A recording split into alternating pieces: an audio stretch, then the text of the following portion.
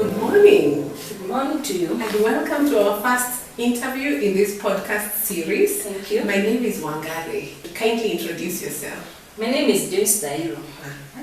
I will introduce myself in a unique way by talking about my core and then talk about what I do.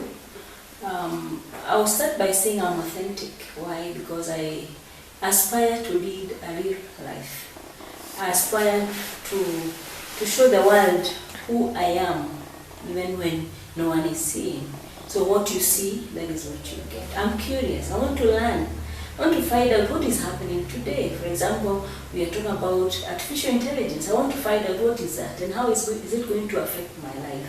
I seek to look for solutions. So I can, when I look at a situation, I think about what solutions underlay this particular situation. What I do, I'm a lecturer in a public university.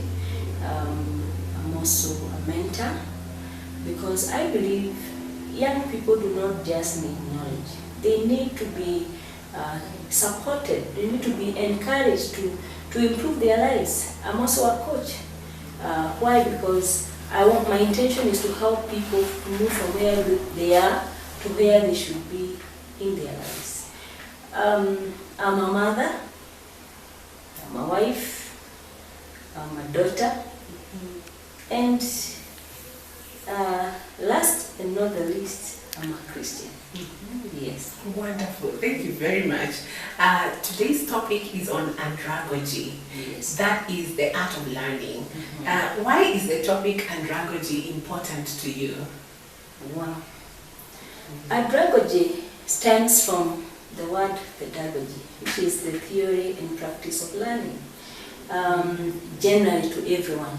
But when we talk about andragogy, is the theory and practice of adult learning.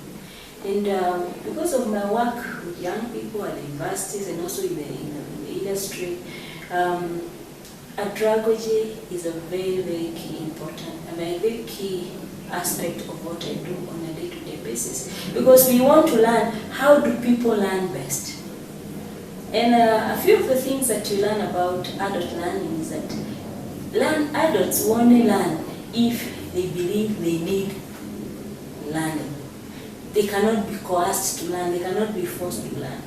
Then the other thing about andragogy is that the learners already have experiences, they already have the knowledge.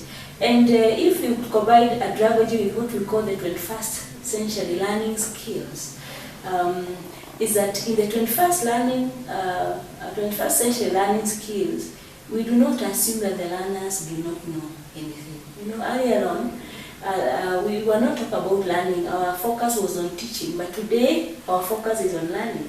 And we take the learner as a person with information. In fact, we do not call people who teach teachers in the 21st century, we call them facilitators of learning, because we assume that the learners already have the information. So what we do is just to bring it forth.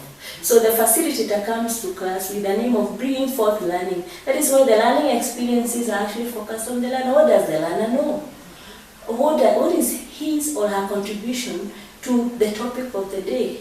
And that is what andragogy is all about. Right. I'm glad you mentioned 21st century. Yes. So in the 21st century, which is characterized by technological revolution, what does a truly learning-centered approach look like? Wow, that is a very good question. Now, in the 21st century, there's a lot of technological explosion, as you rightly said.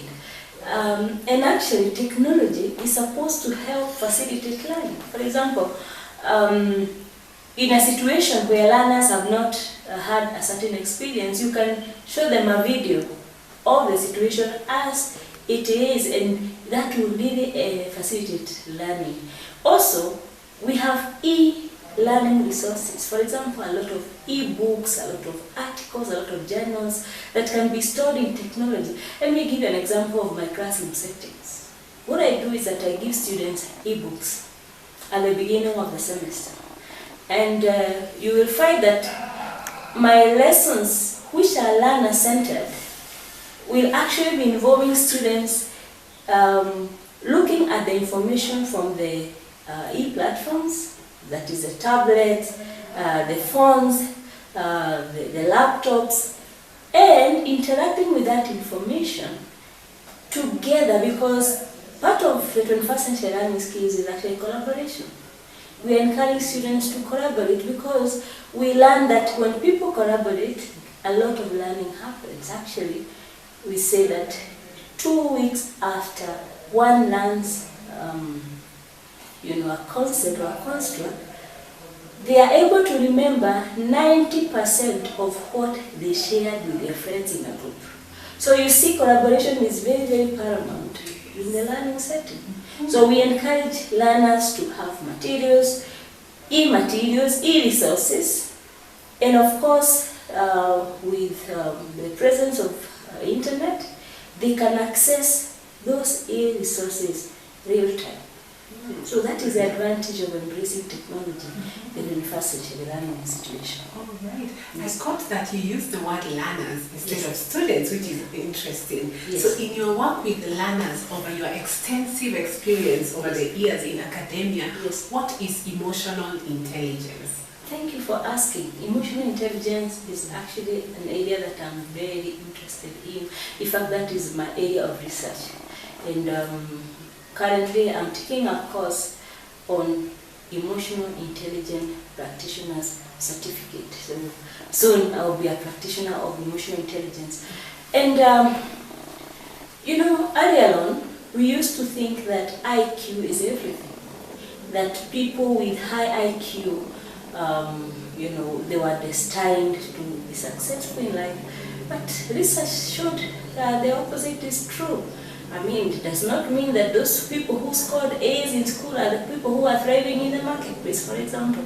So there was a gap, and researchers discovered that IQ is not the only intelligence that there is in a human being. There's a lot of intelligences, and emotional intelligence is one of those intelligences. We are talking about cultural intelligence. How do you integrate in different cultures? For example, when you go to a university setting, for example, or even in a workplace situation, people are coming from different cultures. How are you able to embrace people from different cultures? That is called cultural intelligence. It's a new kind of intelligence that is called ecological intelligence.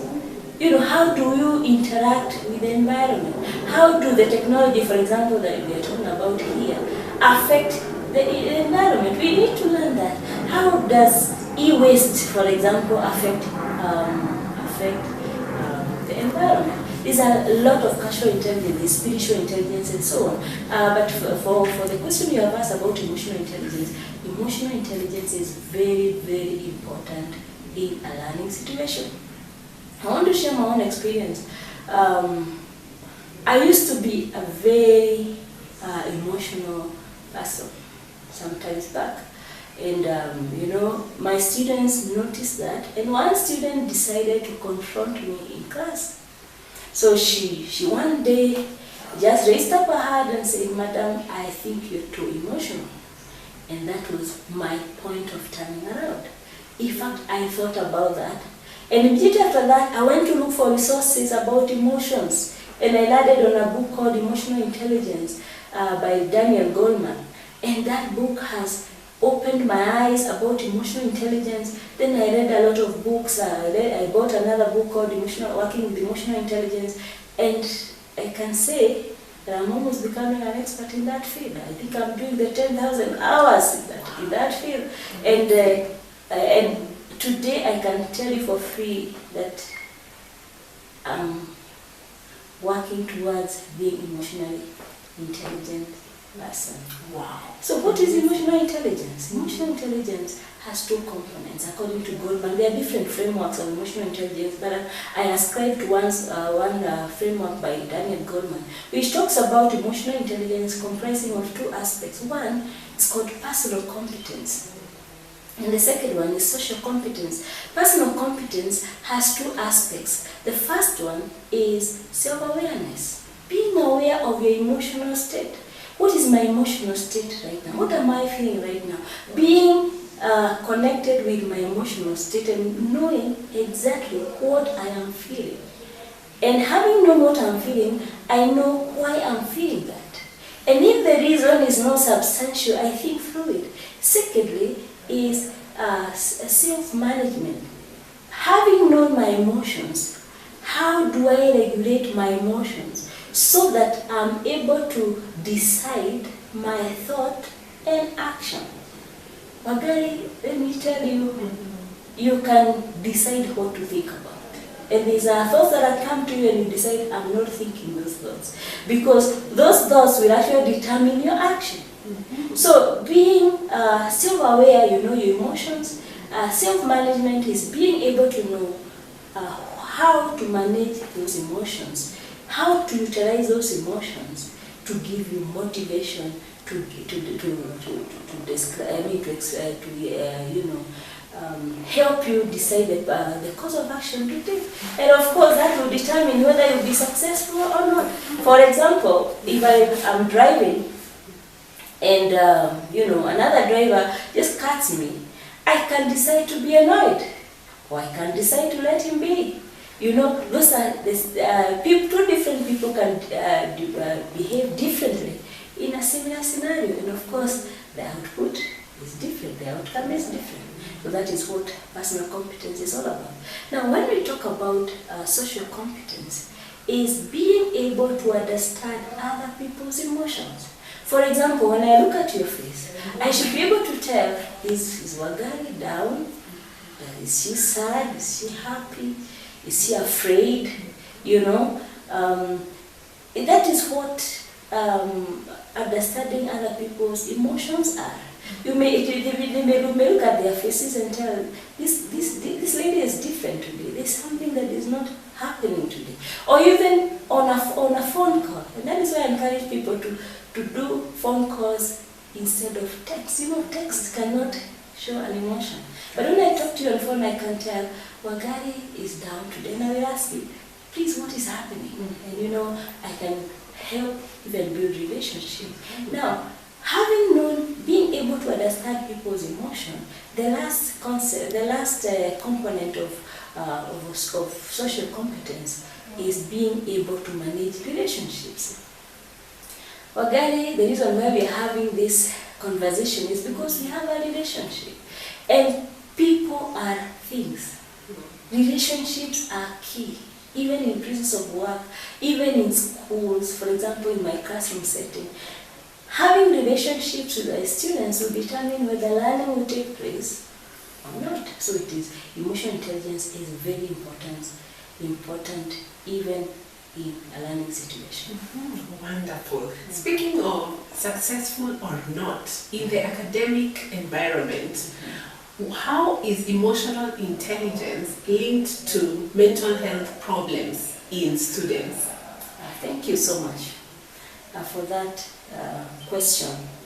I must say that mental health issue is a very serious issue in the 21st century. First and foremost, my opinion as far as this is concerned is because we've run away from the fundamentals. Things like human contact. I mentioned earlier that I encourage people to make phone calls instead of text. But what are you finding people doing today? People can text a whole day and chat a whole day. I mean, it has no emotion. I'm not able to tell how is so and so feeling because we can remove emotion from a text. But physical interaction, face-to-face interactions are very, very important. Now, so students are becoming increasingly lonely or isolated. Yes, isolated, detached from humanity. They would rather text somebody who they are with, instead of talking to them. And that is detaching from humanity. So what is the role of emotional intelligence in mental health? In my view, emotional intelligence can be a cure to mental health issues. Why? Because mental health issues actually stem from emotional health issues. For example, if somebody has lost a dear one, they start, this sadness, this grief. Those are emotional issues. Yes. And if they are not managed well, because our society is too fast. We're not allowing people to settle and feel their emotion, because that is the other thing we train in emotional intelligence. People need not run away from their emotions. If whatever you're feeling sad, you need to sit down and feel the sadness. That is how you deal with it. If, for example, somebody loses a dear one, they have to sit and go through the process of grief. We cannot, hasten it. If we hasten it, we actually, now move from having an emotional issue to a mental health issue. People need to be taught how to manage, to feel the emotions, to relate with other people. So, in my view, the antidote of mental health is emotional intelligence. Yes. So, applying the same situation in a class setting, I want to give you an example of how I deal with it.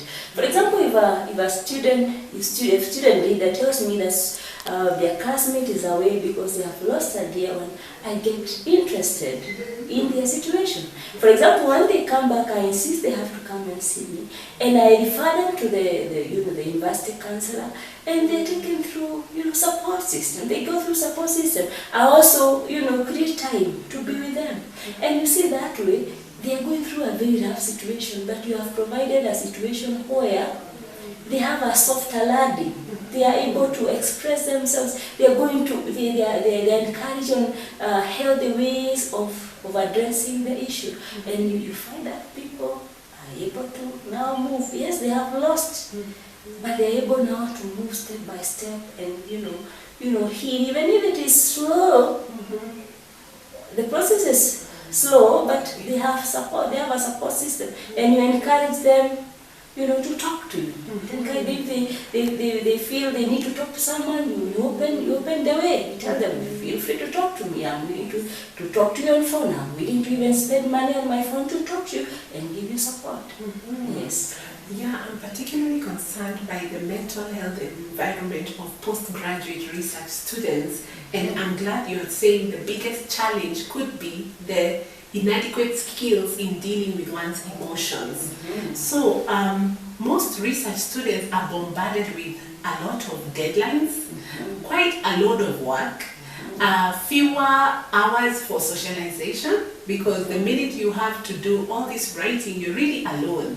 It's an independent journey, and navigating through all the milestones of the journey has a lot of barriers and challenges. So what advice would you give research students through their journey in academia, especially navigating not just the work, but all the relationships around them, their supervisors, their fellow students? There is also life going on outside of academia. What advice would you give the students? Wow, thank you so much for that question. I must say that postgraduate research students are undergoing a lot of challenges. And one of the key challenges is, first and foremost, unpreparedness. They do not have the skills to maneuver through what it takes to go through the journey, as you put it. And part of their preparedness is coming from, the faculty. The professors, and not all of them. We have some good professors out there, but some professors are not really keen. I don't know whether it's because of the workload that they have, are not keen on supporting students as they are supposed to do. They are not keen on giving support, working with the students as they are supposed to do. Thirdly, the students themselves are not taking responsibility. For example, looking for collaborations, looking for areas where they can get support. Because if you're not getting support from one area, that is not the end of life. You can always look for support in another area. And peer support, in terms of collaborations, is very, very, very important. So I want to encourage students, even as they talk about the challenges in research, postgraduate students need to look for ways in which they can collaborate, look for ways in which they can get support. And we talked about technology earlier. Technology is one of the ways they can leverage in gaining support, because there are people out there, opportunities out there, where they can, even take studies online, and they can, you know, be able to fill in the gaps that are missing out in their research. How does emotional intelligence help in navigating the challenges of this journey? My friend Wagari, emotional intelligence is everything. Because you will get, you know, let's say, bashed by a professor. But you realize that professor is there and you're there. I mean, they does not have to determine your emotional state. You need to practice self-management. For example, I have had people quitting university because they had an issue with a professor. Is that a solution? The solution is sitting down and realizing, this is a professor, I'm not changing him. I am the person. And of course, when it comes to relationships, emotional intelligence teaches us that you cannot change people. You can only change yourself. So, postgraduate students need to learn about emotional intelligence, being able to manage your emotions. Do you realize that when you are at a sharp emotional state, your productivity is actually minimized? So how are you going to research when you have emotional, you know, when you are living an emotionally charged life? So we need to learn how to regulate our emotions. Now, the other thing about postgraduate students is that it takes work. Postgraduate research is work, and you cannot have everything. You cannot do everything at the same time. You find this postgraduate student is a student, is a mother, is you know, is a business person. I mean, there's something we talk about prioritizing. What is the most important thing for me to dedicate time and energy now? You have to decide and shed out so many other things so that you focus. You see, you know, my background in physics and is physics, and we say that if you focus the rays of the sun, you can even produce fire. So I would encourage postgraduate students, dedicate those 2-3 years. Put it in research. Of course, there are other issues of life, but dedicate the most amount of energy, the most amount of time to this work and finish it. You know, regulate your emotions. You know, you cannot cheat people, you cannot cheat the world. The world may be unfair, but you're not there to sort it out. You can only sort your